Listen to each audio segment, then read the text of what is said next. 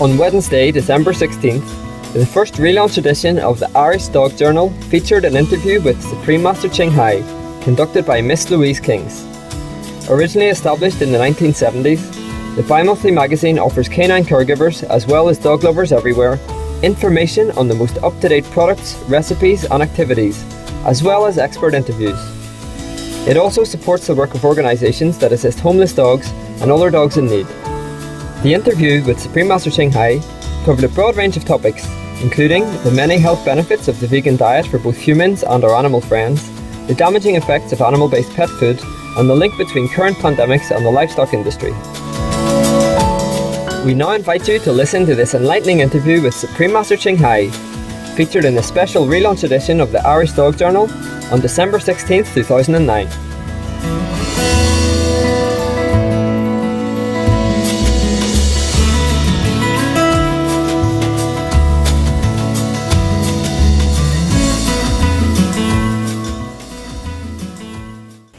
Hello, Supreme Master Ching Hai. It's so good to speak to you again. Good to see you again.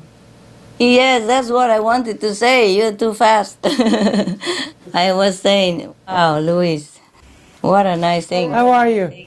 Oh, I'm alive today. Alive and good today. Well, you look beautiful today. Yeah, I feel beautiful. Supreme Master, you've written many, many books about animals, including The Dogs of My Life and Birds of My Life, which is an international bestseller. From your books, it's very clear about your remarkable relationship that you have with your animals.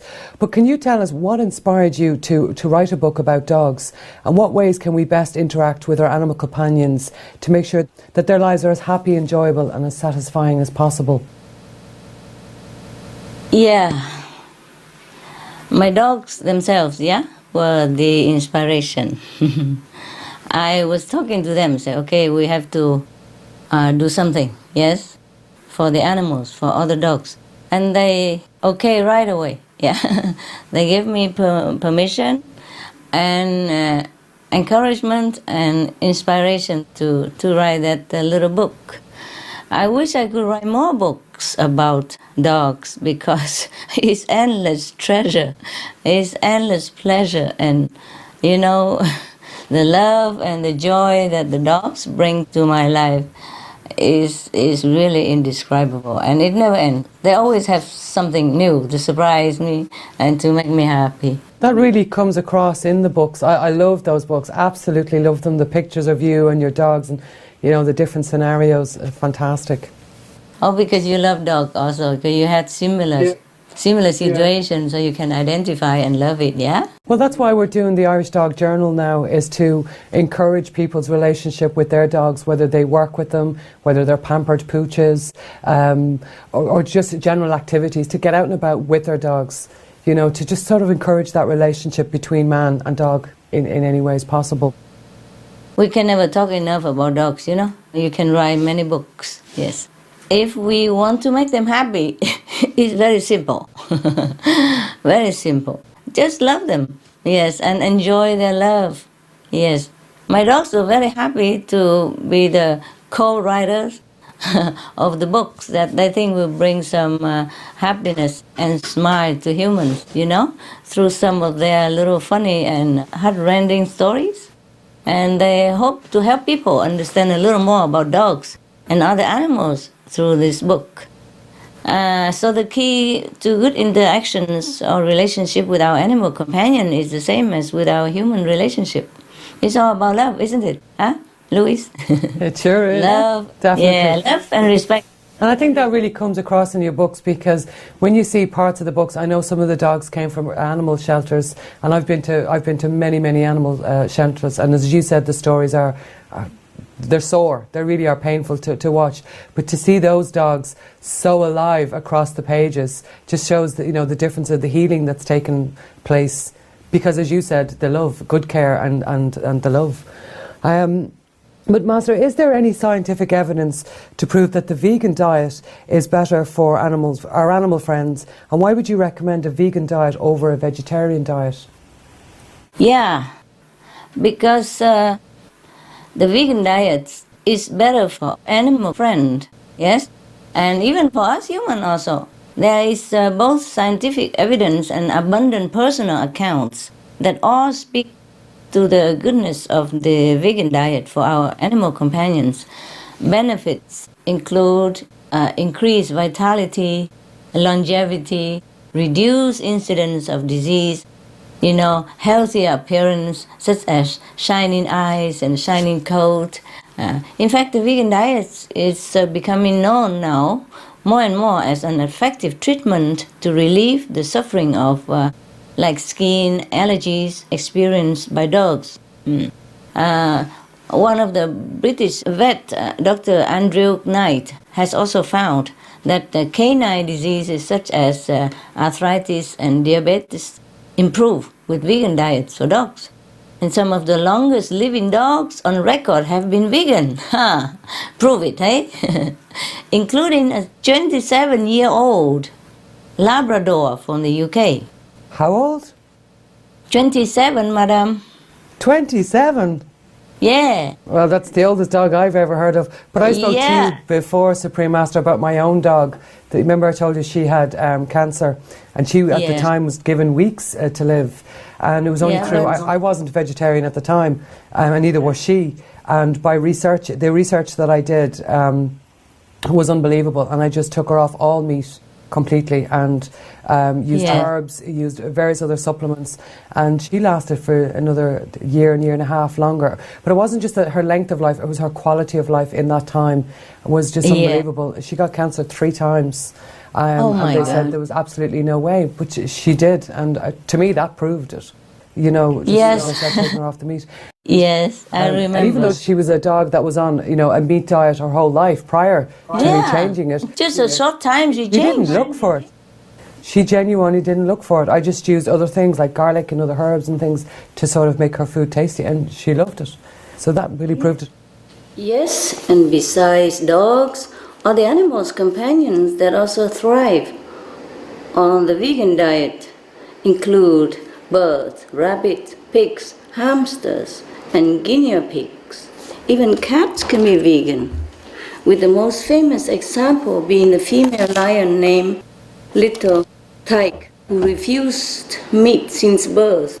As an adult, she had many animal friends, including baby sheep Becky. So this was a lion who literally did lie down peacefully with the lamb. In contrast to the vitality provided by a wholesome vegan diet, meat-based formulas for animal companions contain high levels of contaminants. The meat has often already from diseased and disabled animals, as well as body parts such as baby birds' beaks and feathers. To make sure the meat is not illegally sold for human consumption, it is treated with highly toxic chemicals. It can be then legally sold to dog and cat food manufacturers with these poisonous substances to be ingested by our animal companions.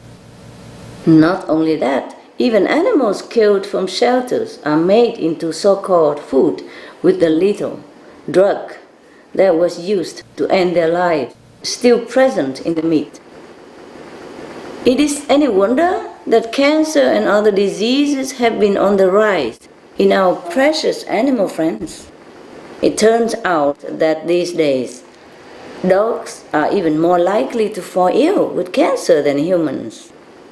Specifically, they have twice the incidence of leukemia, 8 times higher rates of bone cancer, and are 35 times more likely to get skin cancer. One veterinarian, Dr. Amity May of California, USA, reports that this rise in diseases has led more people to seek alternative diets for their animal companions. Surely anyone who has come to know the love and blessings of a cherished co-inhabitant animal friend would do anything to preserve their lives. Louise, you had such an experience, right? When your beloved animal companion was so ill with cancer, you decided to switch his diet to a meat-free You were able to enjoy his company much longer than what the doctors had predicted. That veganism in dogs, and organic vegan even better, is very effective in preventing cancer. A study conducted in the US and Canada found that dog health is directly related to the length of time being vegan. In fact, all the lifelong vegan dogs in the study were in good health, and those who had been vegan for more than 5 years were also entirely cancer-free. And I also have 9 dogs, normally 10. One passed away, sadly, but he's in heaven and happy. So now I have 9 dogs still that I feed a complete vegan diet, who are all healthy and happy. So why should we choose a vegan diet over a vegetarian diet for our animal companions? The reason is very simple, Louis. We give our loved ones the best, no less than what we would give ourselves. Thus, we recommend organic vegan for our animal companions because we already know it is the most healthy and compassionate way to live. In fact, dairy and eggs are produced with the same cruel killing practices used in the meat industry, with babies taken from mother cows and tiny innocent baby chicks ground alive, my God, by the millions. Isn't that horrible? Every time I talk about it, I just can't bear it.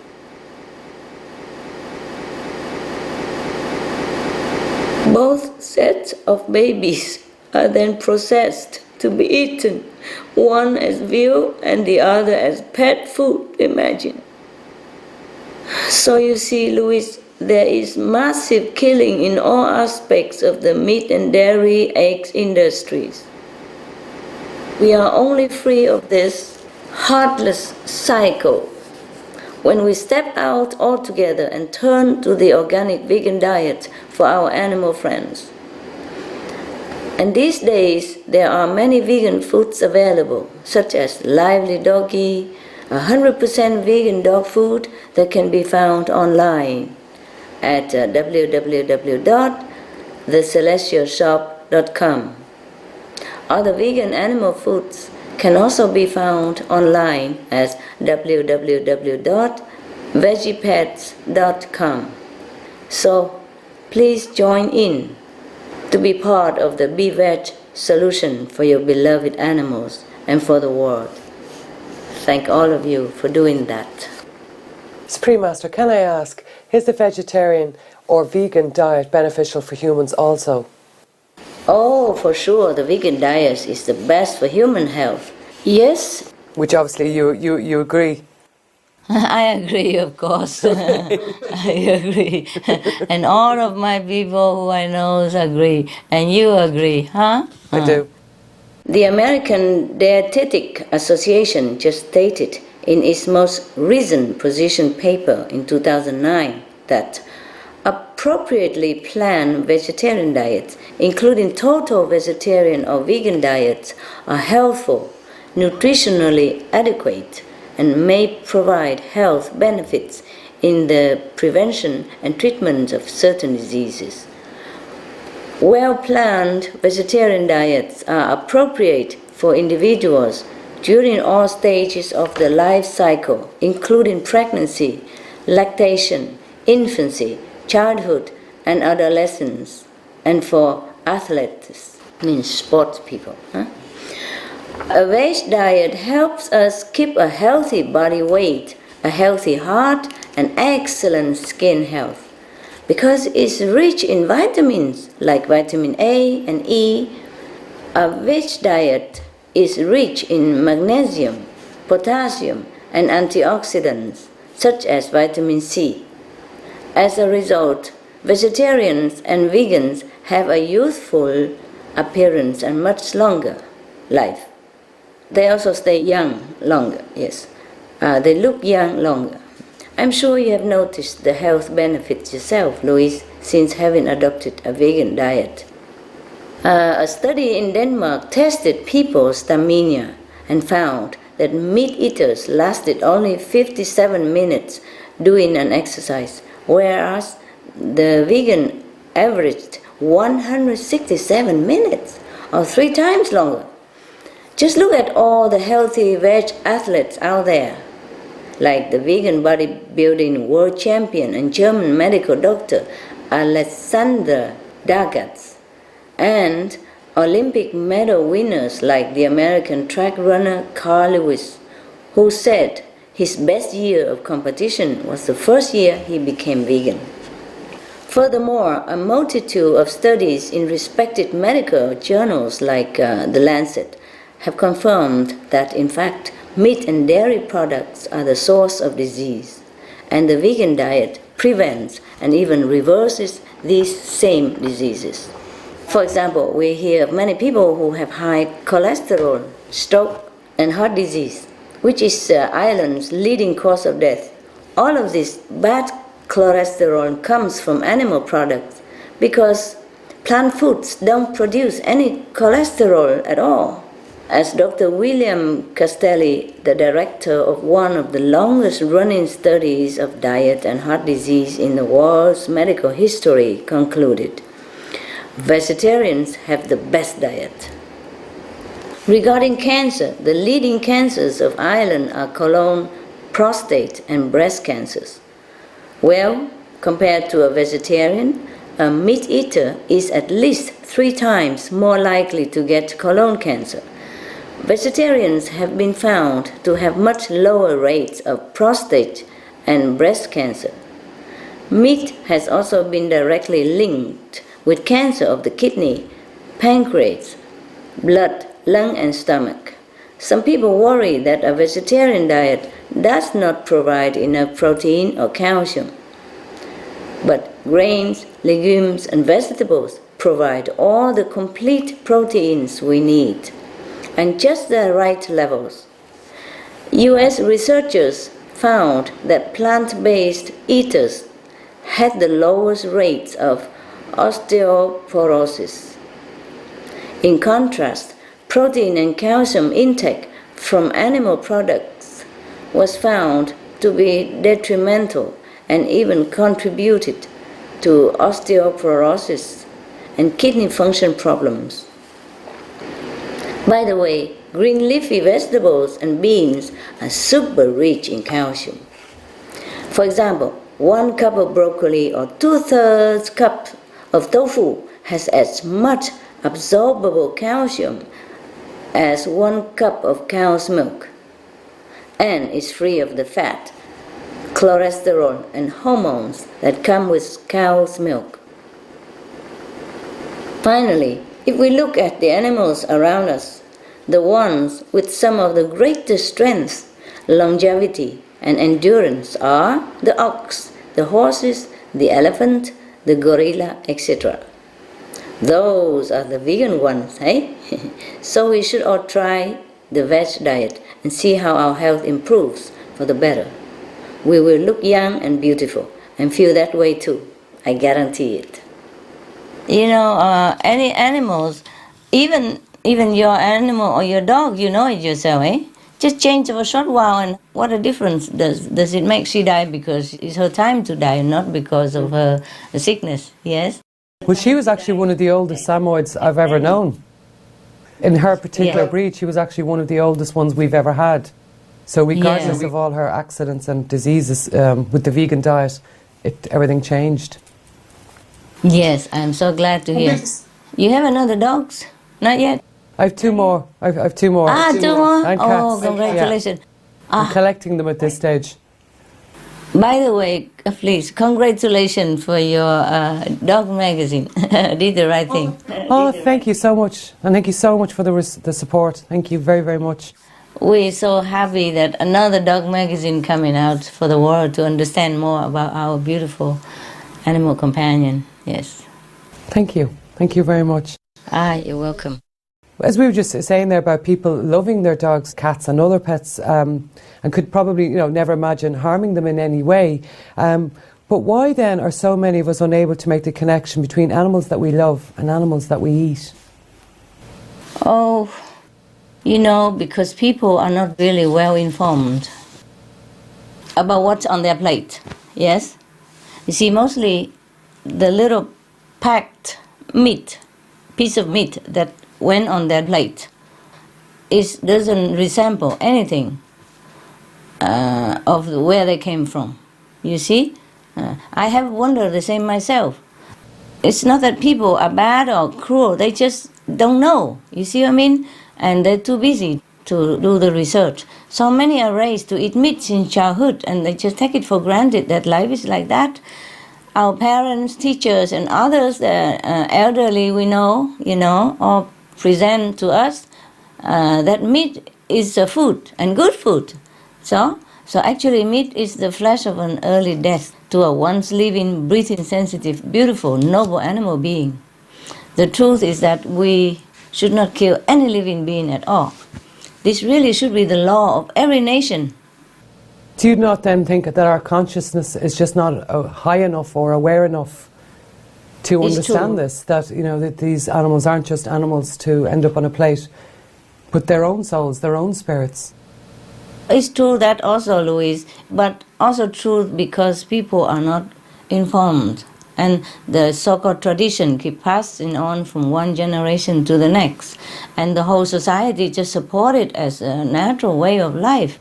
So now people have become more aware of, the cruelty that we measure upon animals. So I think people turn to more compassionate and respect for all life. Yes. Right now, in many countries, this is already an essential part of spiritual growing, and religious development in many countries. Yeah. Actually, in Christianity, Buddhism, Hinduism, Islam, every religion told us don't eat animal because they are God's creation. In the Bible, the first book of the Bible, God says that humans are given the entire plant kingdom for food. See?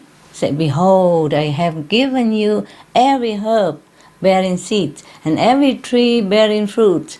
To you it shall be for meat or for food. Meat at that time means just food, yes. And later God spoke of the fate that would befall those who consume flesh. He said, meat for the belly and the belly for meat, but God shall destroy both it and them. Yeah, thus people have forgotten the noble way. Many are awakened and feeling uneasy eating meat, but because the whole society is doing that. So we're just following the trend, and this is all wrong. Now, if we are just being reminded of the horrific truth about livestock production, then everybody would stop eating meat. Because you know that very well, Louis, yeah? And people are not aware because nearly all of this inhumane treatment of animal takes place behind windowless walls where no one can see. We're not even allowed to see it, yes?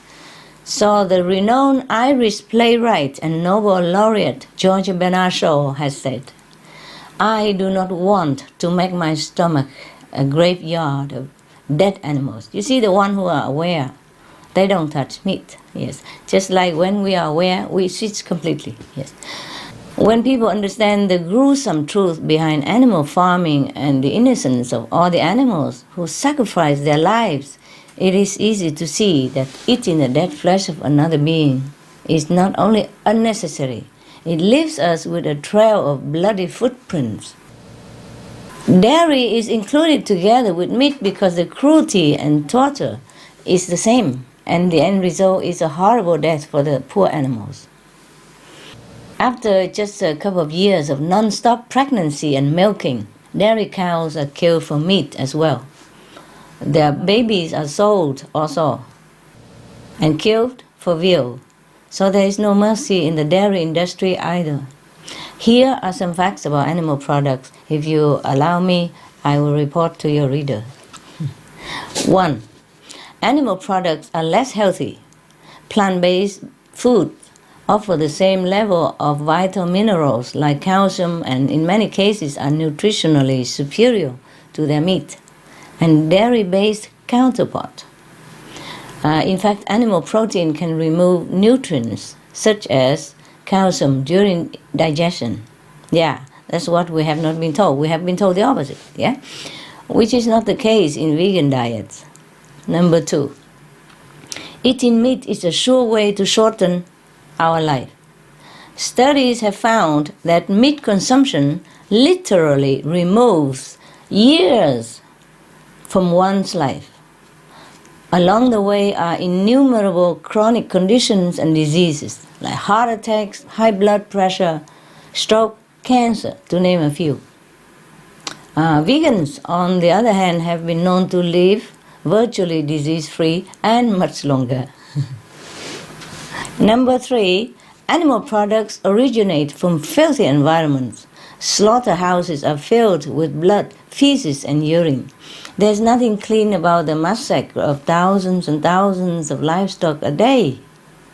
The animals in their terror often defecate as they die. This is how bacteria can also easily be spread because it can stay on their flesh when they are processed as meat. That's why we have disease when we eat meat.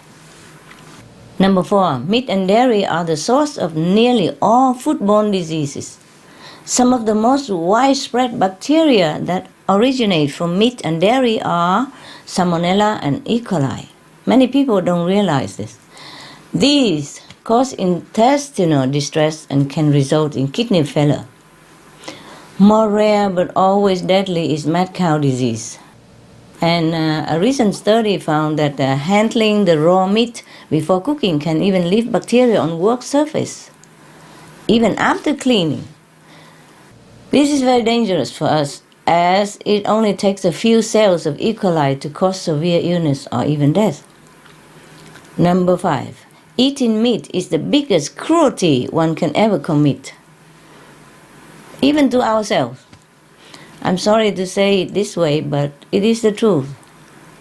Even if we don't kill the animals ourselves, we are still responsible for their deaths.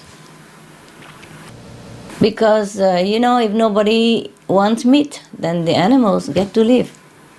The large-scale, unnatural breeding practices to make them multiply will stop, and the slaughterhouses will also close down. From these few facts alone, it is easy for us to see that consuming animal products brings bad health physically and bad retribution spiritually. And if we want to know what we are killing, scientists discover more every day about the intelligence and sensitivity of the animal kingdom. Whales, for example, are able to identify different fellow cetaceans' calls through the ocean waters, similar to how we humans can identify, our friend's voice across a crowded room. Furthermore, they are very polite.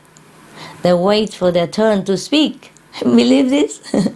Yet, these same lovely sentient beings are hunted down with explosive harpoons that cause a slow and tortuously painful death.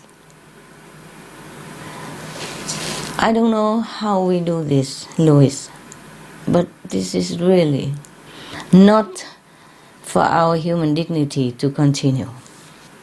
Similarly, cows, pigs, and chickens are some of the most gentle beings on earth.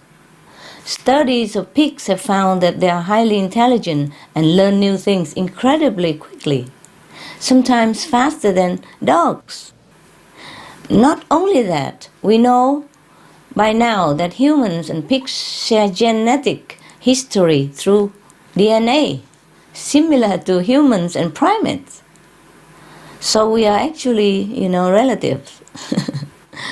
But all of these lovely animals, when bred and raised for livestock, are imprisoned and kept in their own excrement while being forced to eat unnatural foods and antibiotics to fatten them most quickly in preparation for their death. which itself is anything but humane. When the sensitive pig is slaughtered, for example, an electric shocking system is supposed to stun their brain so they don't feel their throat being slit. But the equipment often isn't placed correctly, or it doesn't work because they're too busy. They do it fast, the worker, maybe they don't care. It's difficult to listen to this, I know, because it's difficult for me to even talk about it. Are you okay? Yeah.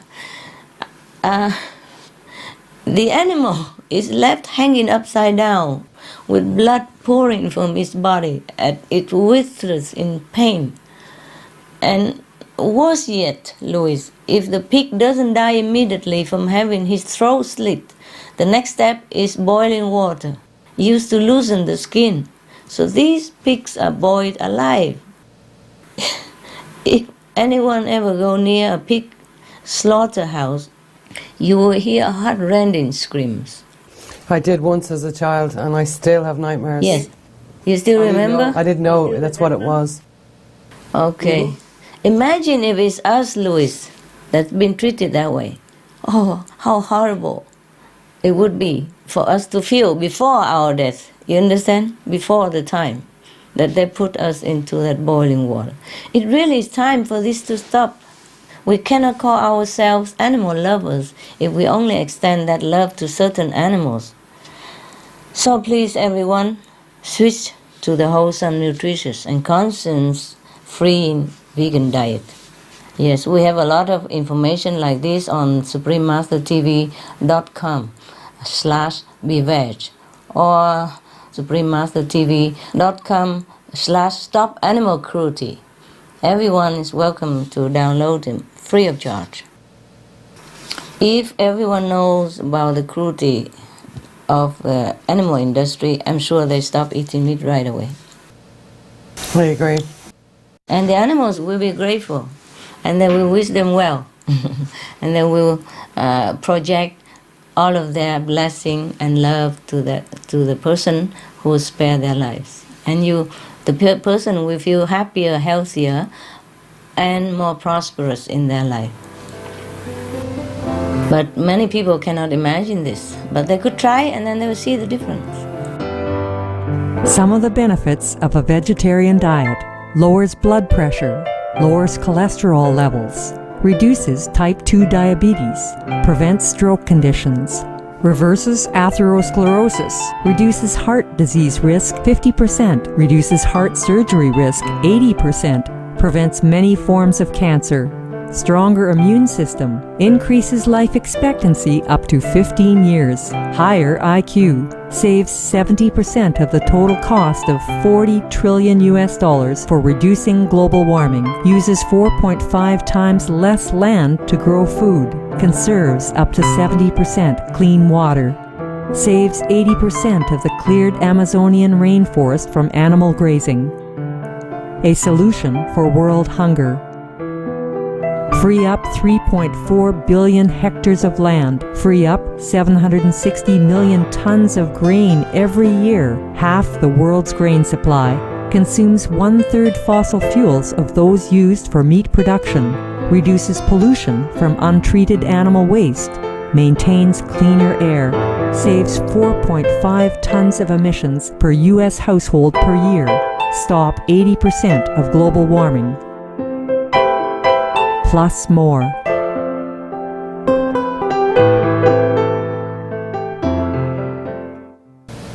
Yeah. Any more question, Louis? I do. Just a few more. Supreme Master, it's been reported that a large industrial animal farm can produce as much waste as a large city, and that it takes thousands of litres of water to produce a pound of beef, which puts a severe demand on the world's limited fresh water supply. Is this correct? Yeah, absolutely. The connection between livestock industry and global warming has been clearly established. Factory farming takes an extreme toll on our vital resources.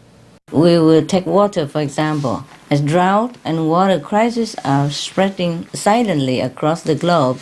affecting 44% of the world's population, even triggering conflicts in some areas.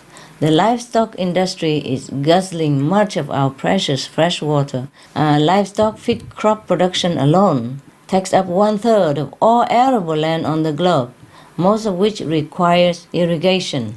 So in reality, 4,500 liters of clean water goes down the drain for just one serving of beef. In contrast, only 370 liters of water are needed to produce one complete vegan meal, with plenty of calories and nutrients from rice, vegetable, and soy protein. So a massive package of resources goes into producing meat, namely water, fertilizer, clear land, chopped down forests, fossil fuel energy, and grain soy that are fed to the animals. This is even more staggering than when we consider the epic pollution levels inflicted by animal production on our water resources, such as, islands on river, lakes, and groundwater. Your country's Environmental Protection Agency reported that one of the top contributors to water pollution is agriculture runoff, which is the discharge of nitrogen and phosphorus, a huge portion of nitrates, for example, comes from animal manure. In fact, the agent further expressed concern because of the presence of the highly deadly E. coli bacteria in the groundwater due to, agricultural runoff. E. coli is always originally from an animal source and is found in livestock fecal material, which can also be distributed through waterways to contaminate plant-based food even. The large scale of this health risk can be seen if we consider the fact that livestock produces 130 times more waste than humans. You see, so as pigs produce 3 times as much excrement as humans do, the 1.8 million pigs in your country, Ireland, generate more waste than the whole country's entire population of 4.2 million. This is not to mention the 21 times of human waste that each cow produces, and the huge amount from poultry that over 70 million birds produce. As the land cannot absorb it all, much of the excess runs into our rivers and soil.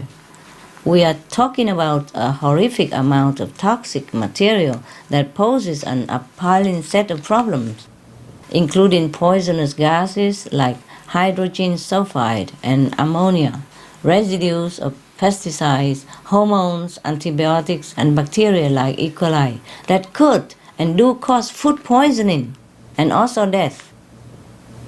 In cities worldwide, including Dublin, in your country, are already struggling with water shortage, even in your country, in Dublin. Yes, but all the while, livestock production is hazardously wasting and polluting any remaining water supplies. Yeah? If we really want to conserve our clean, safe water for ourselves and our children, we must stop livestock production and adopt a plant-based diet. Thank you, Louis. You're welcome. You know all this. You just ask for the audience, I guess, for your readers. Yes. The very sad fact in Ireland.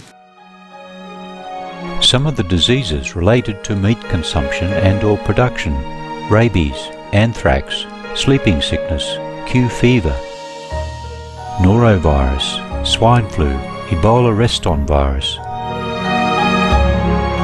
Cured meats and fish increase leukemia risk in children. Antibiotic-resistant superbug infections from a strain of Staphylococcus aureus. Blue tongue disease, E. coli, salmonella. Bird flu, mad cow disease or Creutzfeldt-Jakob disease, 90% of the population at risk. Pig's disease or PMWS, listeriosis, shellfish poisoning, preeclampsia, Campylobacter, Clostridium difficile, diseases hidden in healthy appearing livestock, Some of the costs of meat eating. Infertility. Eating just one serving of meat per day increases the risk of women's infertility by 32%, with additional meat consumption increasing the risk. Heart disease. Over 17 million lives lost globally each year. Cost of cardiovascular disease is at least $1 trillion a year. Cancer. Increased childhood cancers and adult reproductive cancers from hormones in meat. Colon rectal cancer. Over 1 million new colon cancer patients diagnosed each year, more than 600,000 colon cancer-related mortalities annually. In the United States alone, colon cancer treatment costs about $6.5 billion. Millions of people are newly diagnosed with other meat-related cancers every year. Diabetes. 246 million people are affected worldwide. An estimated $174 billion spent each year on treatment in just the United States. Obesity. Worldwide, 1.6 billion adults are overweight, with 400 million more who are obese. Costs $93 billion each year for medical expenses in the United States alone.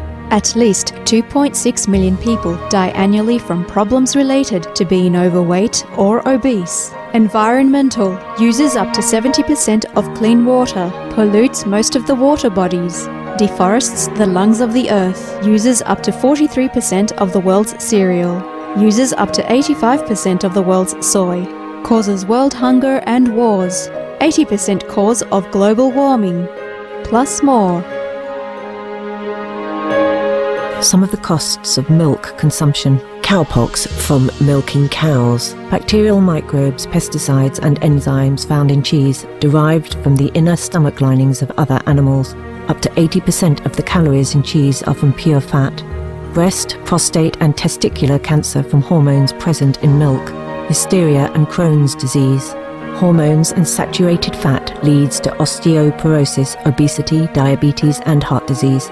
Linked to higher incidences of multiple sclerosis, classified as a major allergen, lactose intolerance. Plus more. For more urgent information, please visit www.suprememastertv.com/killers. For help quitting, please visit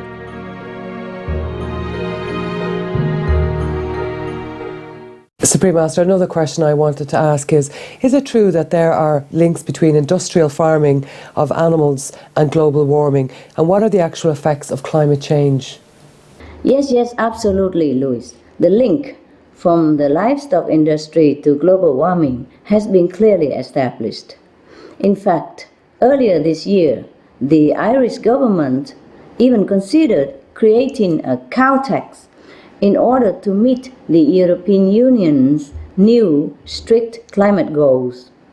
Ireland's Environmental Protection Agency, EPA, has stated in a report that the agricultural sector is the largest producer of greenhouse gases in the country, with livestock production accounting for 93% of Ireland's agriculture sector.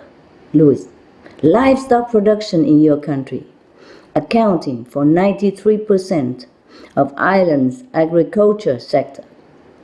It is crucial that the animal rights sector is addressed to stop global warming. The world's scientists fear that if we pass certain tipping points, the next stages of climate change would not only be fast, but irreversible and catastrophic, Louis. So, there are already signs of this dangerous time approaching through observations of lakes and elsewhere bubbling with methane gas that used to be stored safely below a frozen layer of the earth. No one knows when the day might be that enormous amounts are uncontrollably released, causing a sudden spike in temperature that could then catalyze runaway warming. That would be catastrophic for us, Louis. Our devastating effects of climate change have already been occurring. The heat-reflecting Arctic ice is on its way to completely vanishing in a very near summer. Rising sea levels and dozens of submerged or threatened islands, oceanic regions that are lifeless with dead zones or becoming too acidic to be livable due to excessive level of CO2, more frequent deadly wildfire, entire wildlife species going extinct 100 times faster than normal, more intense and destructive storms, disease-carrying mosquitoes spread by warming regions, disappearance of the world's glaciers, drying or disappear lakes and rivers by the tens of thousands and spreading of deserts. And as a consequence of these environmental impacts, 2 billion people are facing water shortage and 20 million people are in desperate state like refugees, except with no official protection. Very sad things. All these situations are getting worse and worse and won't stop until we really change the way we live our life. So, what's to be done? The solution is quite easy. Simply stop eating meat. Simply stop eating meat. That is the best solution. This is imperative now because of the perilous state of our planet and our limited time. Stopping meat production will lower greenhouse gas emissions in the fastest possible way and halt the unspeakable environmental damages, ranging from climate change to land and water misuse, pollution, loss of wildlife, and threats to human health. Each new scientific study finds that livestock production, this killing of animals for meat, bears increasingly more responsibility for the climate change crisis of our planet. In fact, the most recent calculations have concluded that livestock emits at least 51% of the greenhouse gases responsible for global warming. And soon after this new report, researchers from NASA just announced that methane, the potent greenhouse gas whose largest human-created source is the livestock industry, traps 100 times more heat than carbon dioxide over a 20-year period.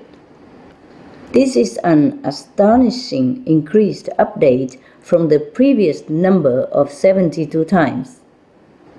Until now, most studies used the fact that methane is 23 times more heat-trapping than CO2 over 100 years, which gives a less accurate picture about methane in its actual lifespan. Therefore, the powerful methane is actually a greater cause of the warming than previously estimated. The good news is that methane dissipates from the atmosphere in approximately 12 years, whereas it takes carbon dioxide thousands of years to disappear.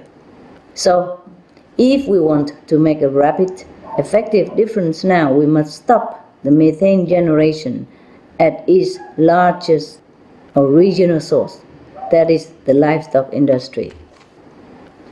The livestock industry is also the top source of another major greenhouse gas, nitrous oxide. 65% of all human-made nitrous oxide is found in the manure and fertilizer for feed crops, which traps a hugely damaging 289 times more heat over a 20-year period.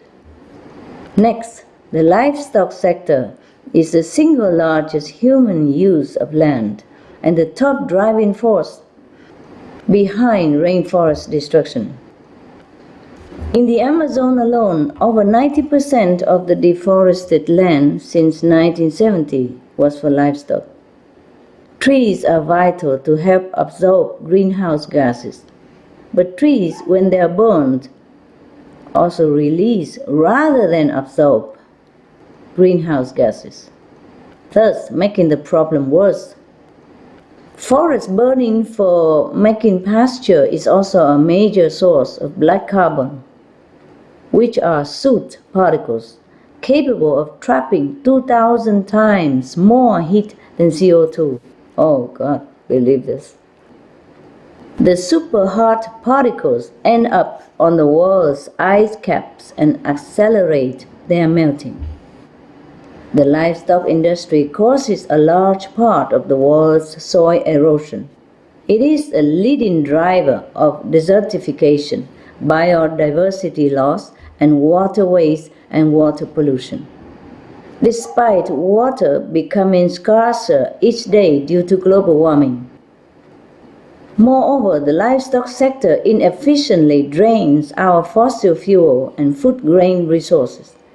In short, we throw away 12 times more grain, at least 10 times more water, and 8 times more fossil fuel energy to produce a portion of beef compared to a nutritional similar or even greater amount of vegan food.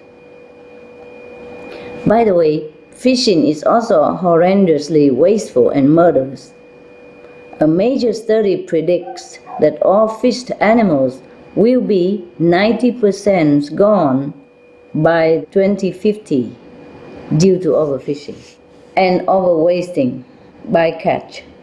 I mean those fish and other marine lives that they don't eat, but while catching all the fish, they kill them as well by the billions. Moreover, it is such an alarming picture when we think about the billions of animals killed each year for so-called food. 55 billion, which is not even counting fish and other species. That is 8 times more innocent beings murdered each year than there are people on the earth.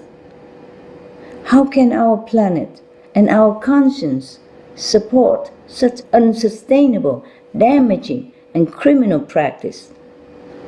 And all for a piece of dead flesh every day, which we now know isn't even healthy and in fact kills us. I pray that our world's leaders will take swift actions to ban the destructive meat production and instead use subsidies for organic vegan farming, which helps absorb emissions. Then we can have an immediate effect on climate change and have more time to develop and perfect our green technology to address CO2. I call upon the media to help as well, and thank you and the Irish Dog Journal for their part. And most important, individuals must turn to the planet-saving organic vegan lifestyle because the dangers are mounting and time is urgent. If every one of us would only switch now, we will ensure a future for our children and generations to come. I hope I have made it clear, but if you would like more details, please visit our website at www.suprememastertv.com/SOS.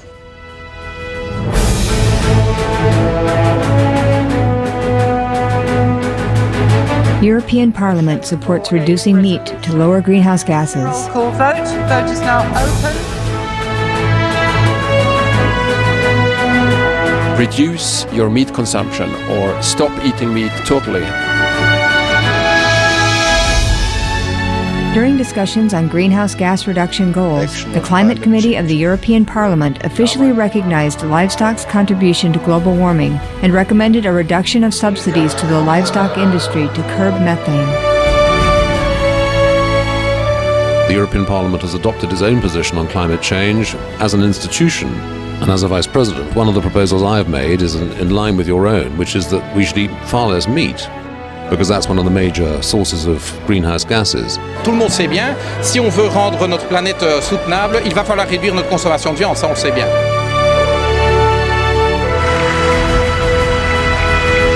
My name is Jens Holm. I'm a member of the European Parliament. Please, be veg, go green to save the planet.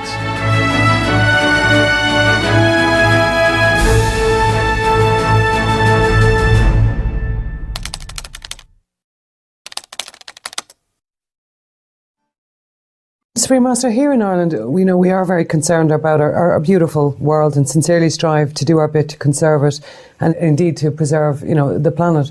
But what do you feel are the best ways that we can go about doing this on an individual basis? It's like everywhere, Louis. But first of all, I commend Ireland for her leadership in improving our world. As the first country in Europe to implement a smoking ban in workplace. And the Irish government is working hard to promote organic farming. Yeah? Bravo. A lot of work must be done still to have a beautiful and healthy planet. We have to stop the planetary climate change, stop depleting our water supplies, stop deforestation, desertification, ocean pollution, river pollution, species extinction, etc., etc. But all these can be accomplished to a vast degree and very quickly by individuals changing to an organic vegan diet. Yes. And the leading voice in global warming, like the former US Vice President and Nobel Peace Prize laureate, Mr. Al Gore, and UK climate expert and economist Lord Nicholas Stern have also made statements that being vegetarian for the environment is important. As an individual, by choosing the organic vegan diet, we will save 1.5 tons of carbon emission per year, which is more than the savings from driving a hybrid car for the whole year. We will save 5 to 10 times the amount of grains, and by not eating just 1 pound of beef, we save more water than by not showering daily for 6 months to a whole year. Imagine? Yes. So as a whole, we can shift our food system to organic, not to organic animal system. My God, they use organic for everything. We have to switch to organic vegan diet because the organic animal system could even cause more emissions than the conventional way. For example, the Rodale Institute has found that 40% of the CO2 in the air can be absorbed if all the tillable land on the planet were organic vegan. So, in fact, one study calculated that the organic vegan diet saves 94%, Louis, of the greenhouse gas emissions per person per year. That's all we have to do, switch to organic vegan. 94% is saved per person, and the little 6% natural can eat it up in no time. Because natural are also made to protect us, nah? But we just overload nature. Moreover, if all the people in the world are veg, it would preserve the lives of over 1 billion fellow human beings suffering hunger. There would be no more climate refugees, Louis. The earth would heal itself, and there would be more than enough for all the children to grow in health and safety. I'm sure that this day will come, Louis, very soon, as humankind joins hands to make it happen, just like we do now. Please have hope, Louis, and pray. I do.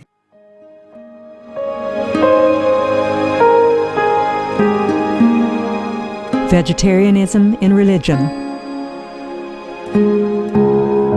The Baha'i Faith. Regarding the eating of animal flesh and abstinence therefrom, know thou of a certainty that, in the beginning of creation, God determined the food of every living being, and to eat contrary to that determination is not approved. Selections from the Baha'i writings of some aspects of health and healing. Buddhism. All meats eaten by living beings are of their own relatives.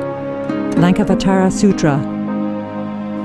Also, after the birth of the baby, care must be exercised not to kill any animal in order to feed the mother with meaty delicacies, and not to assemble many relatives to drink liquor or to eat meat, because at the difficult time of birth, there are innumerable evil demons, monsters, and goblins who want to consume the smelly blood. By ignorantly and adversely resorting to the killing of animals for consumption, they bring down curses upon themselves, which are detrimental to both the mother and the baby. Ksiti Sutra.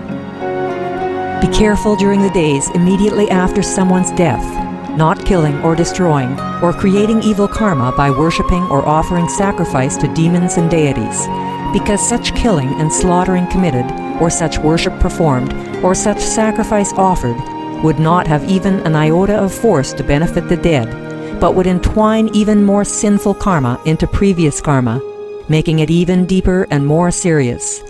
Thus, delay his rebirth to a good state. Karma means retribution.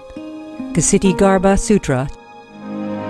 Gaudai. The most important thing is to stop killing, because animals also have souls and understand like humans. If we kill and eat them, then we owe them a blood debt. Teachings of the Saints. Christianity. Meats for the belly, and the belly for meats, but God shall destroy both it and them. Holy Bible. And while the flesh was yet between their teeth, ere it was chewed, the wrath of the Lord was kindled against the people, and the Lord smote the people with a very great plague. Holy Bible. Confucianism. All men have a mind which cannot bear to see the sufferings of others. The superior man, having seen the animals alive, cannot bear to see them die. Having heard their dying cries, he cannot bear to eat their flesh. Mencius. Essenes. I am come to end the sacrifices and feasts of blood, and if ye cease not offering and eating of flesh and blood, the wrath of God shall not cease from you. Gospel of the Holy 12. Hinduism. Since you cannot bring killed animals back to life, you are responsible for killing them. Therefore, you are going to hell. There is no way for your deliverance. Adalila. He who desires to augment his own flesh by eating the flesh of other creatures lives in misery in whatever species he may take his birth. Mahabharata anew. Islam. Allah will not give mercy to anyone except those who give mercy to other creatures. Hadith. Do not allow your stomachs to become graveyards of animals. Hadith. Jainism. A true monk should not accept such food and drink as has been specially prepared for him involving the slaughter of living beings. Sutrakatanga. Judaism. And whatsoever man there be of the house of Israel, or of the strangers that sojourn among you, that eateth any manner of blood, I will even set my face against that soul that eateth blood, and will cut him off from among his people. Holy Bible. Blood meaning flesh. Sikhism. Those mortals who consume marijuana, flesh, and wine, no matter what pilgrimages, fasts, and rituals they follow, they will all go to hell. Guru Granth Sahib. Taoism. Do not go into the mountain to catch birds and nets, nor to the water to poison fishes and minnows. Do not butcher the ox that plows your field. Tract of the Quiet Way. Tibetan Buddhism. The offering to the deities of meat obtained by killing animate beings is like offering a mother the flesh of her own child, and this is a grievous failure, the supreme path of discipleship. Zoroastrianism. Those plants I, Ahura Mazda, or God, rain down upon the earth to bring food to the faithful and fodder to the beneficent cow. Avesta. Everybody knows that vegetarian diet is good for health and to save the planet. They will be awakening their own great, compassionate, loving self-nature, and then their level of consciousness will rise up automatically, and they will understand more than they ever did, and they'll be closer to heaven than what they are right now.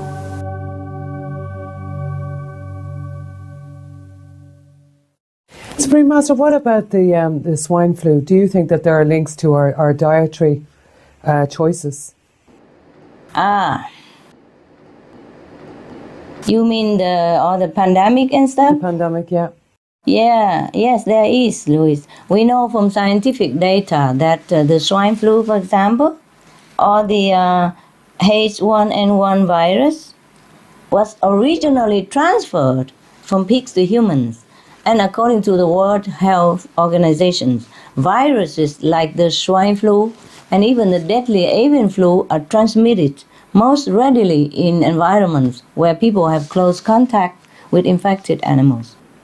This includes factory, farm, and slaughterhouse workers, as well as people preparing contaminated meat. The earliest cases of current pandemic have been traced to a small town in Mexico near a factory farm for pigs that slaughters up to 1 million animals each year. Since the initial discovery, the virus has not only tragically spread among humans worldwide, it has also been detected in other pig herds, as well as birds in Chile, and US officials reported the finding of swine flu in a cat even. In a cat. So the danger of these mutations going back and forth between animals and humans is that they can change to become more deadly. Avian or bird flu is another virus that has spread to humans from contact with poultry. This virus is fatal more than 50% of the time. So let's say if 100 people caught it, more than 50 people would die. If the avian flu virus combines with swine flu, can you imagine the lethal result? Such a fatal pandemic did sweep across the world in 1918, as you know it, which killed 100 million people. And in July this year, the World Health Organization warned that the current pandemic is now so widespread, it is unstoppable. Worldwide, the official tally of deaths is as many as 12,700. In fact, it is reported that the numbers is much higher, and still climbing daily. The conditions for transmitting such diseases as bird or swine flu are so appalling, it is difficult to describe. In countless livestock situations, the animals are kept so confined that they can barely move, much less sleep. Moreover, they are typically forced to stand in their own filth. Such highly stressful and filthy environments often lead to illnesses. So it is really no surprise that such viruses and bacteria arise and are present in the animals sent to be murdered so their flesh can go on to the humans' tables. And this is not all, Louis. Not just swine flu, but nearly every infectious disease that affects us today originates from animals being consumed by humans for meat. Even the illness commonly known as chickenpox even, first came from milking cows. Believe it or not. Yeah. Didn't know that. Yes, nobody knew. Me neither. The more research we do, the more, terrifying surprise we get. So when we say livestock, meat, it means all animal products, cows, pigs, chickens, fish, milk, eggs, cheese, etc. Let's look at just a few of the livestock-related illnesses besides swine flu that affect humans. Number 1, avian flu.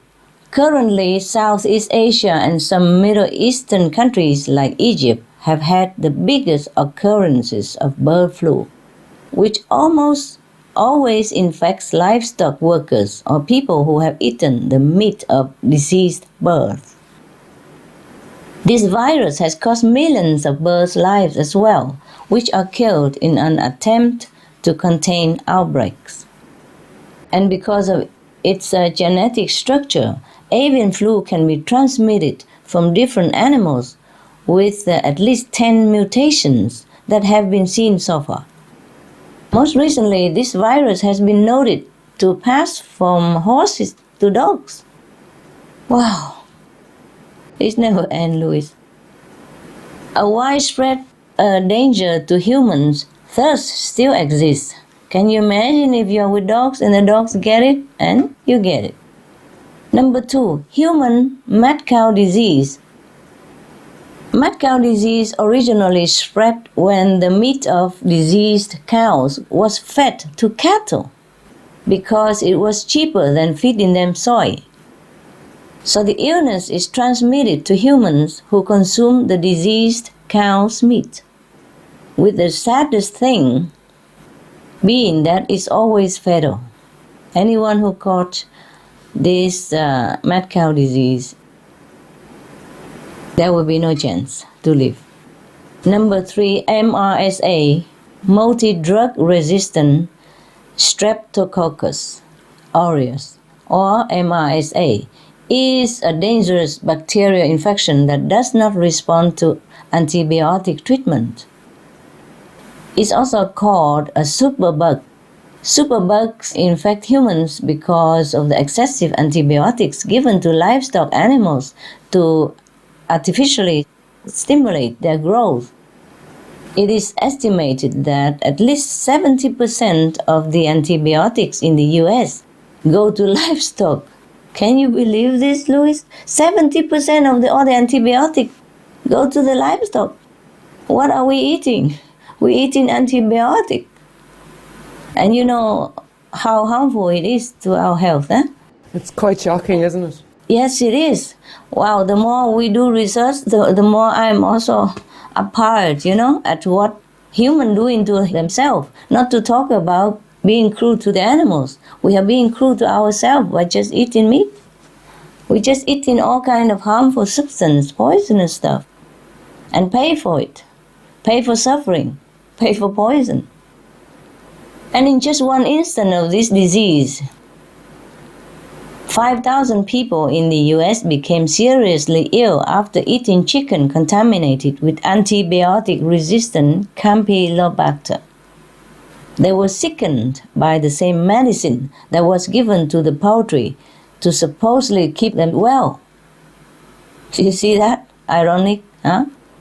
It is estimated that there are more deaths per year in the US from MRSA than from AIDS. Everybody cry fool about AIDS, yeah? But it's not a bigger killer than MRSA, which come from animal consumption. Number 4, foodborne bacterial infections, commonly known as food poisoning. Some of the most prevalent are E. coli, Salmonella, and Campylobacter. All of these bacteria originate from animal waste that contaminates the meat and in their most severe form can result in death. A report from Ireland's Food Safety Authority in 2002 even stated that livestock are the most important reservoir for most E. coli, or 157H7, with both dairy and beef cattle being the principal source. It went on to note that the contamination came from the transfer of fecal material into milk, Louis, milk, yes, and then onto vegetables, or onto the slaughtered animals themselves. A previous report also noted that there had been a sharp increase in the disease and reminded that outbreaks in other parts of the world should be a word of warning to the Irish public as well. So we can see that your own government very intelligently and consistently has cautioned of the meat and dairy related risk of disease. And this is the connection to the dietary choice that was originally asked in your question. Yeah, if we did not kill animals for meat, there would be no breeding ground for such fatal diseases. So we can see this as an opportunity to extend our love to our fellow humankind and all animals. Yes, why limit our care just to dogs and cats? We should call for these meat-producing operations to be shut down immediately. The chain has to break, yeah. Yeah. If we spare the animals, we can spare our animal companions and our family members as well. Yes. All it takes is a different choice of what to put on our plate. So please, everyone, again, forego the disease-ridden animal products and join instead in adopting the life-saving, healthy, compassionate, life-giving vegan diet. Everyone will be much healthier and happier for it, and the animals will rejoice with you and bless you. Okay, well, we'll move on to something a little bit different. Many of us have animal companions and are aware that animals have their own individual personalities and ways of thinking, just as humans do. Right. Supreme Master, could you please tell us more about the level of sentience and intelligence of animals? Yeah, sure, Louis. Many of us already know and have been amazed by the intelligence of our animal companion, dogs and cats. What may surprise us, however, is that the very animals people eat are just as smart, or in some cases even smarter. Same with their sentience or their emotions. They are in fact as emotional and feeling as humans are, sometimes even more so. They have personalities as documented in fish and chicken even. Cows are compared to dogs in intelligence.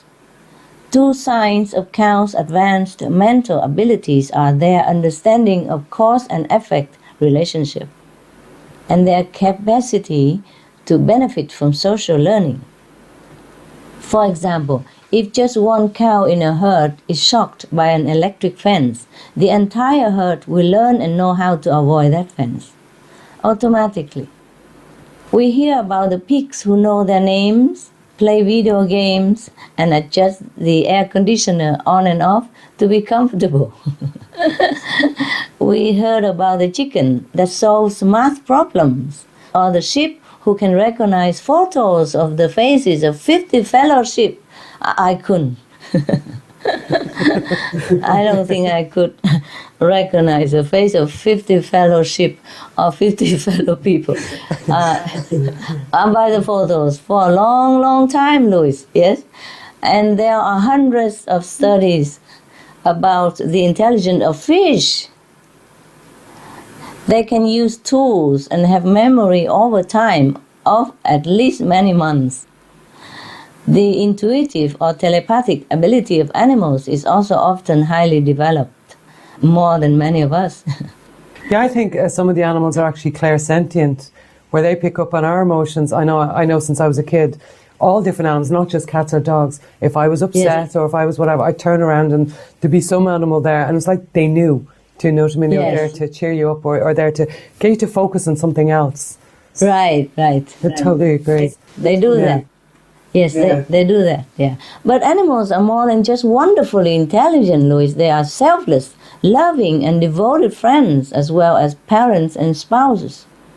So if a goose is sick, for example, or shot down from a V formation, several others will drop down and stay behind to tend to him. We have heard that elephants mourn the loss of their loved ones, but so do cows and pigs. There are countless touching stories of how these animals lay down their own lives to rescue others, even those of other species, including humans. For example, a Philippine man whose boat was overturned at sea was helped by about 30 dolphins who came to his aid, helping him through rough waters to the shore, while two 10-meter-long whales guarded him on either side. In other story, Lulu, the pot-belly pig, saw her caregiver's mother having a heart attack and immediately ran out and lay in the middle of the busy street until finally she could get someone's attention to follow her to the house and provide help. Yeah, for her caregiver's mother. Imagine that. Who teach her that? No one can. So regarding their sentience, there are many touching and incredible stories. I'm sure you know many of them. We have heard of reports about cows who bravely escape from slaughter and run away.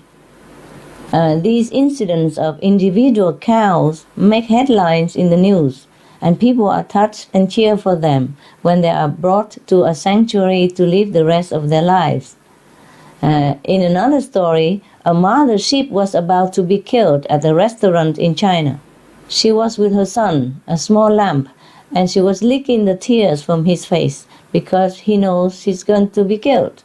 The waiter picked up the lamb and was shocked to find that he had been hiding the butcher's knife underneath himself to save his mother's life. hoping. Oh, I cry all the time, Louis, over this kind of story. I can cry forever when thinking of these beautiful animals, and I don't know how we eat them. I don't know how anybody can kill such beautiful, loving beings. When the restaurant owner heard what happened, he was so moved that he spared the life of mother and child and quit his business. We don't even have to be telepathic to know how intelligent, sentient, and living our animal friends are. We just need to take time to find out a little more about them or interact with these beautiful souls for even a short while. And then we would be even more humble and respectful because, frankly, many of them, including the cow, sheep, pigs, dolphins, and chickens mentioned above, have even more developed, noble, and loving qualities than many of us humans. Well, that's amazing to hear, Supreme Master. In that case, are there other animals who, like our beloved dogs, make good companions for ourselves and our families? Sure, Louis. There are many good companions for people. For example, many people also love having pigs, goats, sheep, and even geese or chickens as family members. Pigs are highly intelligent, affectionate, and playful. They love being close to humans, learn to do many things, and are very clean. One famous pig companion was Max, a 300-pound pot-bellied pig who lived with the Hollywood actor George Clooney. Birds are very intelligent and sensitive and extremely loyal. Singing and dancing, they can make you laugh and smile to no end. Some people adopt horses, guinea pigs, fish, and even so-called farm animals like cows, turkeys, and chickens as well. People who have companion chickens say that each one is full of unique personality.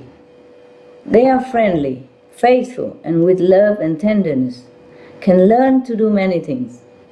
Families who keep a cow or ox cherish them as family members. There is an ox in China who even saved the life of his family's young daughter. He stopped her from falling into a well by pushing himself almost into the well. No matter what species, even those that people tend to look down upon as just food animals, if you give them love and respect, they will love and protect and help you in so many ways, both visibly and invisibly.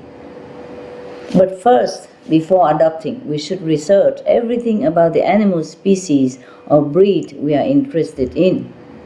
We make sure we can care for them properly, so that both the animal companion and you will be happy. Because different animals have different energy levels, maintenance levels, or special diets to be healthy.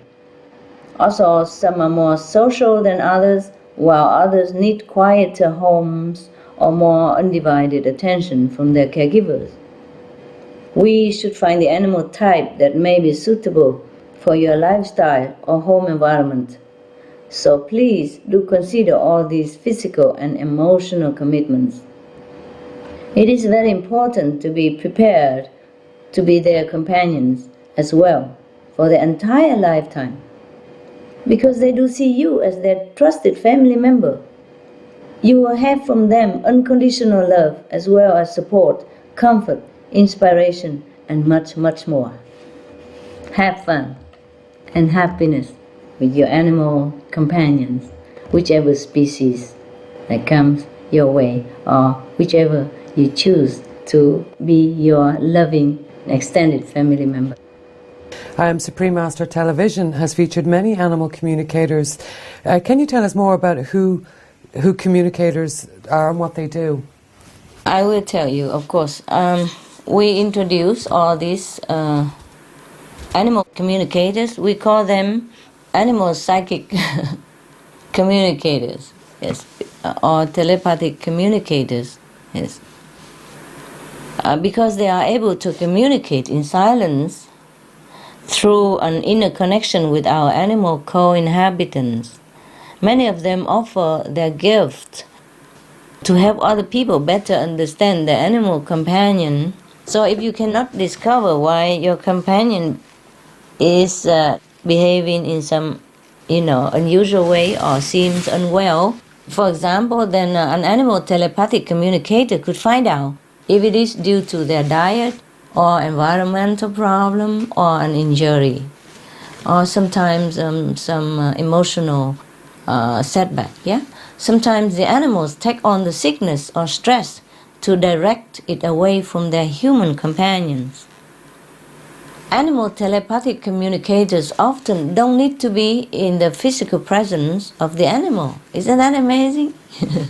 But it's natural, actually. We all have it, just we don't have time to remember. These communicators can speak through long distance, so some of them are also able to help people locate and find their companions who get lost even. Apart from these very beneficial practical services, the communicators may be able to tell you about your animal friend's feeling toward you and their deep unconditional love or loyalty to you, as well as what their mission is in life. In many cases, the animals came to help their caregiver develop spiritually in his or her life. Many animals, both in the wild and domesticated, are very psychic and know everything about you, about your past life, your present and future life. But they never judge you. These noble beings only want humans to remember our own love, dignity, and divinity. And the communicators help us to see what a real blessing the animals provide in our lives. And not just the domestic animals, but all of them. If you want to try and contact these professionals, can go to www.suprememastertv.com/constructive scrolls for a free list of worldwide animal communicators. Anyone can also watch past interviews with some of these good communicators on the Animal World, Our Co-Inhabitants program at our same www.suprememastertv.com/AW.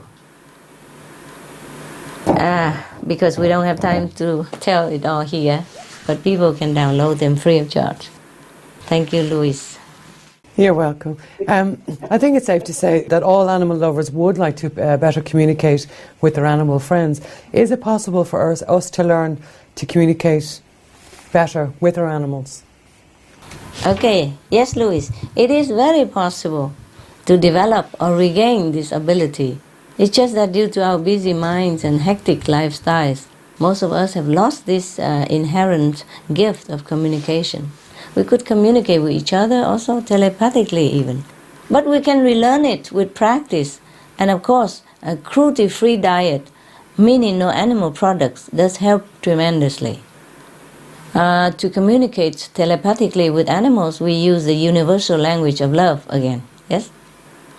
Anyone can try at night time to quiet their mind so that the atmosphere has a gentle and tranquil vibration, and then gently pet their animal companions while sending loving thoughts. Gradually, they might sense a heightened intuition within themselves that can perceive their feelings. And they can also try asking them the animals questions inside, and eventually they'll be able to hear the companions' answers clearly. Their inner voices might tell of the most beautiful secrets of the universe. Also, we can try forming a picture in our mind, visualizing what you are thinking. Then your companion will understand more easily and immediately.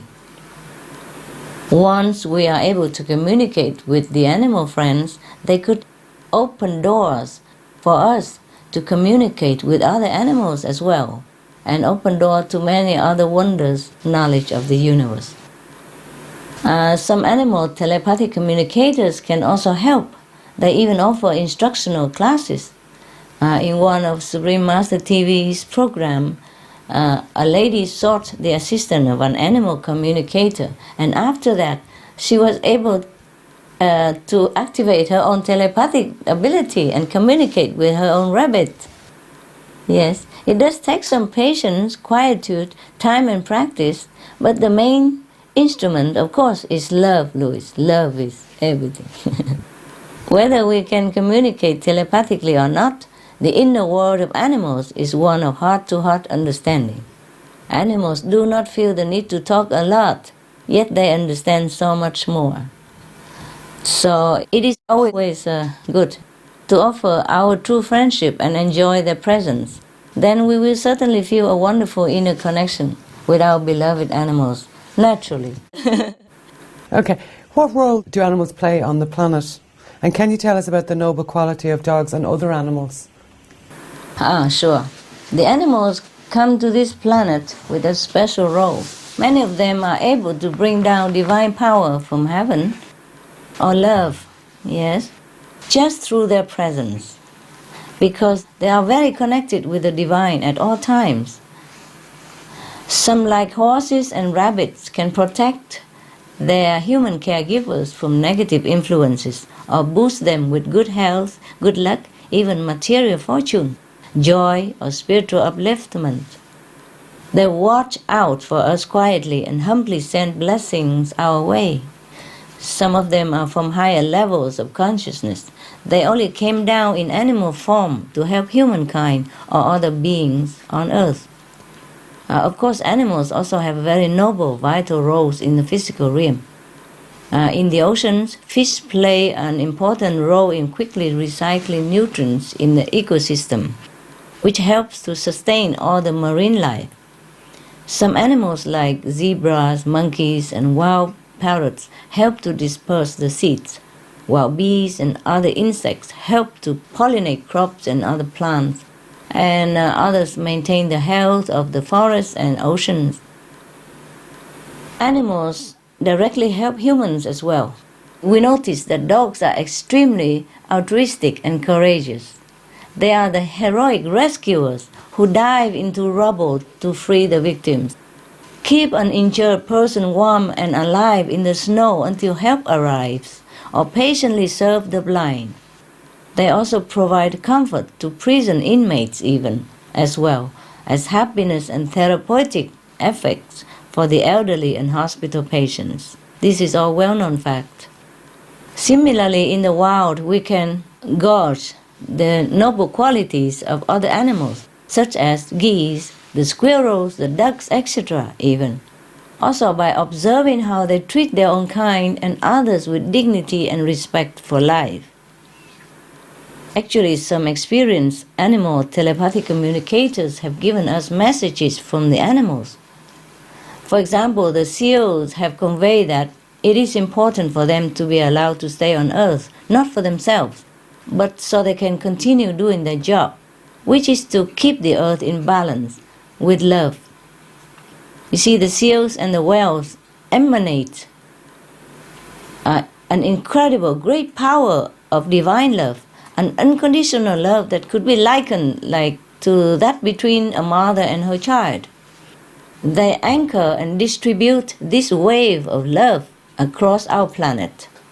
Because of humankind's lack of love and kindness, animals like seals and whales have been born to help fill in this missing void. And it is this love that is sustaining our planet and keeping it from destruction up to now. So we should never ever hunt and kill these noble, gracious helpers of humankind and the planet. We also were informed, Louis, about the message from the livestock animals who are so miserably trapped in the factory farms. Well, there was no clear message, but more of a feeling of constant terror and panic and oppression. Because such dreadful conditions are enough to make them forget their original mission in coming to Earth. It would be enough to make us forget anything as well, if we were in their place. It's very sad how humans deny not only their life and every natural instinct, but also their beneficial purpose of existence.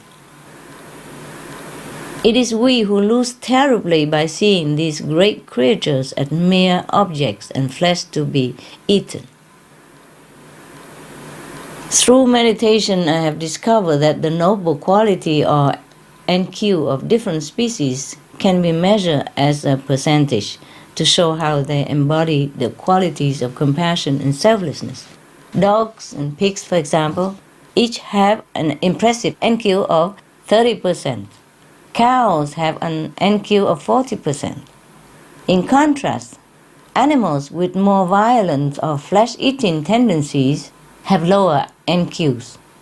Lions, for example, have an NQ of 3% and tiger 4%. And as for humans, while some of us have, general breakdown, some of us have NQs of 10%, many of us have just a 3% noble quality. Humans can learn from these examples of noble quality in our co-inhabitants. We can develop our own NQ at any time, basically by never harming any living being, always doing good to others in any situation, and by keeping the loving veg diet. With these simple steps, we can even help elevate the people and animals we come in contact with, just as the noble animals assist in uplifting us and our world. That is the privilege of being human. You see, we can change, we can be greater. Animals, although they have great NQ, noble quality, they often stay that way. For example, if they have 30% NQ, they often stay that way. But we, even if we have like 3%, 4% NQ, we have a chance and opportunities to develop way past that animals even. You understand? I do. Okay. For those among us who wish to welcome an animal companion into our lives, or who are seeking to adopt a further companion, what advice would you give? And also, is it better to adopt an animal friend from a rescue centre or sanctuary, or from a breeder? Oh yes, Louis. As many experts have recommended, adoption from an animal shelter is the most humane and loving option for bringing an animal into our life. According to the Humane Society of the United States, 4 million cats and dogs, or approximately one animal every 8 seconds, are killed annually in shelters in the US alone. It is a terrible fate for these innocent, beautiful animals, many of whom were once beloved home companions. See, usually the previous caregiver obtained their companion when they were not fully ready to commit the time and energy, either physically or mentally. So in order not to make the same mistake, anyone considering to adopt a new family member should first be prepared to provide for their physical as well as emotional needs. It's good to do a lot of research beforehand about the responsibilities involved. Animal rescue websites often help to list out all the things we should consider before adopting a new companion, such as our financial stability, suitable home environment, and consideration for other children or animals in the home.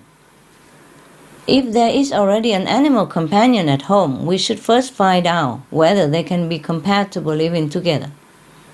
Once we adopt the new member, we should show our love for them equally through our words and actions. Also, we should make sure the animal shelter is a non-kill shelter to support the non-violent way.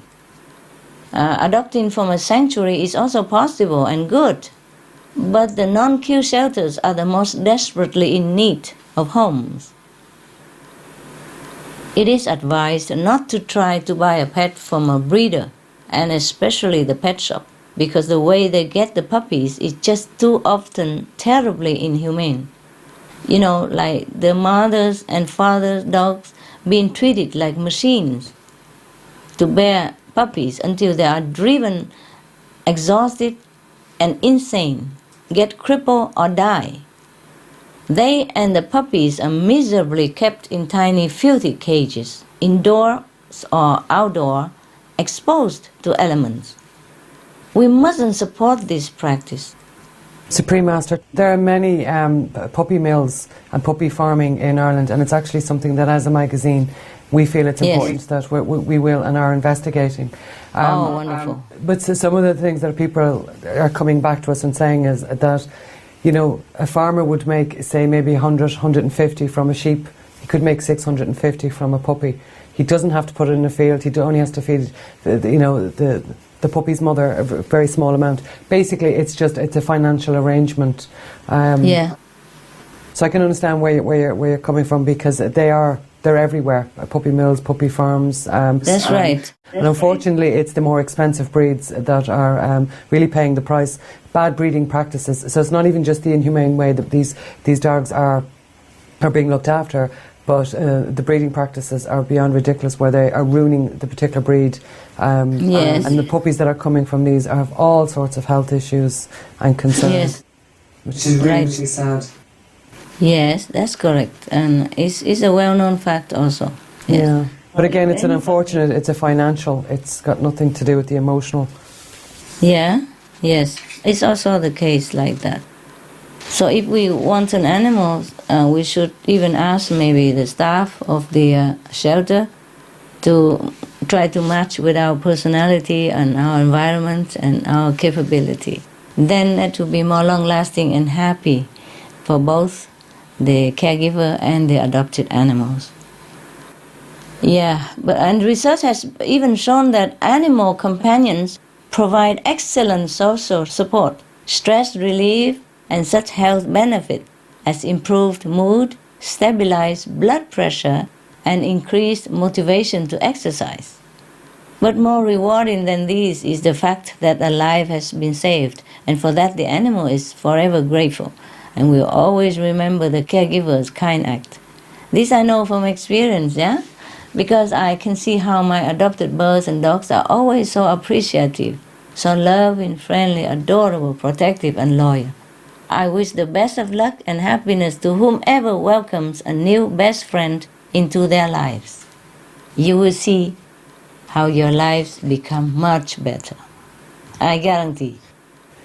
You mentioned a little bit earlier about the magazine, the Irish Dog Journal. We're actually doing a day, we're calling it a Dog's Day Out.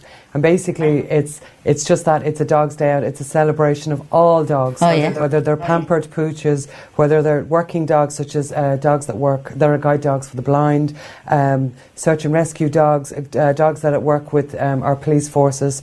Then you've got your activity dogs like the sledge dogs and carting dogs. But as I said, it's just really is that it's a celebration of all dogs, giving them a day out and showcasing the work and what they give us, and then it's kind of like we're giving something back. But you also mentioned about the animal shelters. We're doing that as well, where we're going to those with a no-kill policy to kind of come along and bring some of their dogs so that people can match, as you mentioned before, their personality, their lifestyle to the right dog. That's good. Because, Christmas is a notorious time whereby people are buying new puppies, and the ISPCA have shown that up to 60% of these puppies are a mismatch. 3, 4, 5 months later, they end up in animal shelters, sadly. Yes, that's true. Plus, we're also going to have some fun. We have a fashion show with an amazing dog clothes range that are coming over. Yes, we should always do research before we adopt an animal. Definitely, yeah, definitely. Okay, just a couple of more questions. One is that you give awards to people worldwide, including leaders in various different fields, but you also give awards to animals for their great deeds. Can you tell us a little bit about this? Yeah, I'm always happy to tell about this. The Shining World Hero Award was created to highlight the remarkable, extraordinary, heroic nature of our fellow human and animal neighbors. Be it the heroic stranger dog who appeared from out of nowhere and pulled an injured woman 45 meters to a road so that people could see her there and help her. Completely strange dog. Or a cat who showed his unaware caregivers where she had cancer by repeatedly touching the exact spot. In many cases, the family dog or even a rabbit detected a fire and awakened their human companions in time to avoid danger, thus saved their lives. sometimes while sacrificing their own even, which they would do without a moment's hesitation. Oh, this story also make me cry forever, Louis, yes. When the dogs or horse sacrifice their life to save their loved family, it makes me cry forever. I love them so much. Even I don't know that horse, I don't know that dog, I don't know that animal, but when I read this story, it just touched my heart. And I just hug them in my soul and love them and pray for them. But they don't need our prayers. It's just that we do that out of love. There is, like, for example, one touching story of an elderly woman who was trapped beneath a collapsed building after the big China earthquake. The true story, huh? Yes. The two dogs who found her not only barked to get the rescue team's attention, but over the 8 days she was trapped, they brought her food, Louis, pushing it through the cracks for her to eat. They licked her face and leaned on her to comfort and give her strength and warmth to survive. Can you imagine? Nobody taught them to do that. They don't even know the woman. For these noble heroes, I give them not only the award, but also gifts of love, even financial, tip, and delicious veggie food, and treats, and high quality clothes. I see that it makes you cry too, eh? We are both the same. Yeah. And beds that I designed for the animals. We also show their stories on Supreme Master Television to remind people that animals are like our guardian angels in physical form. There is an African grey parrot in Japan named Yosuke who got lost, Louis. And because he remembered to say his full name and address at the right occasion among the many other words he learned, he was able to return to his home. So there is also the Shining World Intelligent Award also for that kind of cutie, yes. In addition, we have the Shining World Loving Award. The first recipient was Maran hen, the chicken, from the United Kingdom. Would somebody give Louis a tissue, please? No, I'm fine. She adopted 3 abandoned duck eggs, yeah, Louis? The chicken hen adopted 3 abandoned duck eggs that she found and stayed with them until they hatched. Now they are living happily ever after, interspecies family, yes. For this pure example of love in harmony, along with the award, Maran hen also received a pretty little scarf with the word hero on it, and lots of tasty, nutritious grains for her and her adoptive family to enjoy. All these awards are to show us that animals are love in action. So we should not kill them or eat them, but we should respect them more and even emulate their selflessness and loving kindness. Thank you, Louis, for crying with me. We laugh now. Our last question now, Supreme Master. His Holiness Pope John Paul II declared in 1990 that animals possess a soul. Yeah. And also said that we must love and feel solidarity with our smaller brethren. Do all animals possess a soul, and how important is it for our spiritual development to have love and respect for animals? Not only animals, but insects even have souls. Plants have souls. Trees have souls. They could speak to me and to you, the trees, the plants, the mountains, the flowers. First of all, I respectfully thank His Holiness, the Pope, for his true caring statement.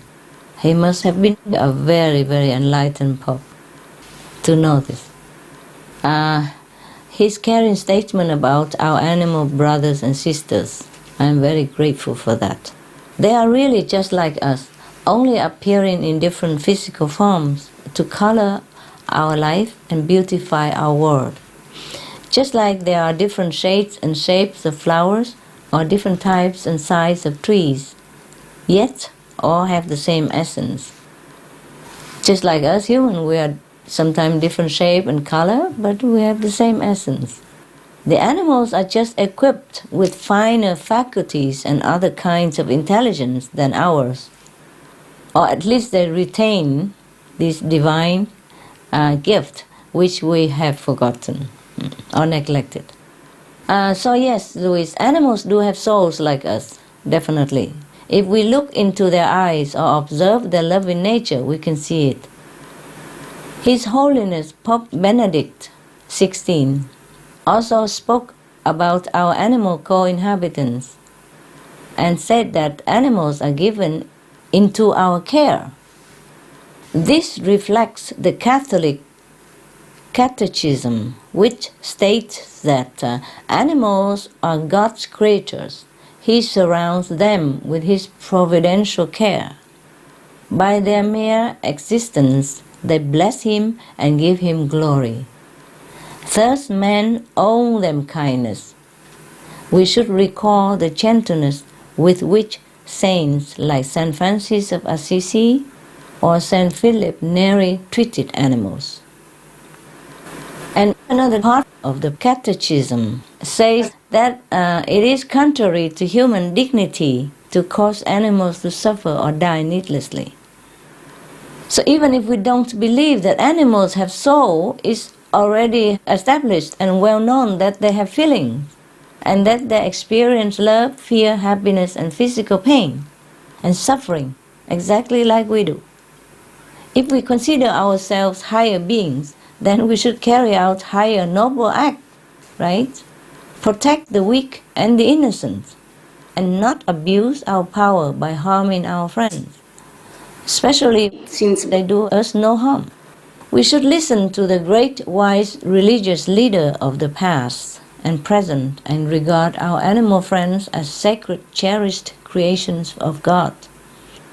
And as a very basic gesture of dignity, respect and kindness, we should be vegan. When we love and respect the animals, we will develop our own spirituality. When we are able to expand this love to all other beings of the universe, including the animals who are our co-inhabitants, we ourselves expand and become greater spiritually. A peaceful relationship with the animals, with no more killing, would attract to us an abundance of divine blessings. And with the whole world extending such compassion to animals and attracting such an immense blessing from the animals, our planet's atmosphere, of course, would stabilize and even change to a more heavenly light, permeated with feelings of peace and love. Amen, Louise. Amen. Amen. So be it. Supreme Master, thank you so much. I really enjoyed that today. I know a lot of what you said is kind of hard to hear, but it's truth, and I think it's something we all need to wake up to break that chain. So thank you so, so much. I thank you, Louis, for doing all this, which is tremendously beneficial to humans and animals alike. May heaven bless you, your loved ones, and your good work, Louis. And you. I mean it. I mean it. Thank you.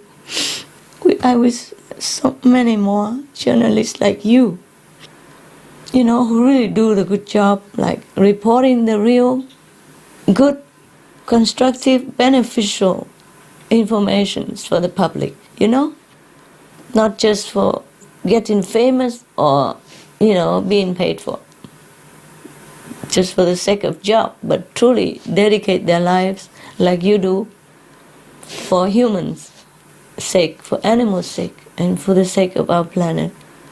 I humbly thank you, Louis, and all your staff, your mother, and whoever support and work with you. God bless you. God bless you, and thank you so much. God bless you.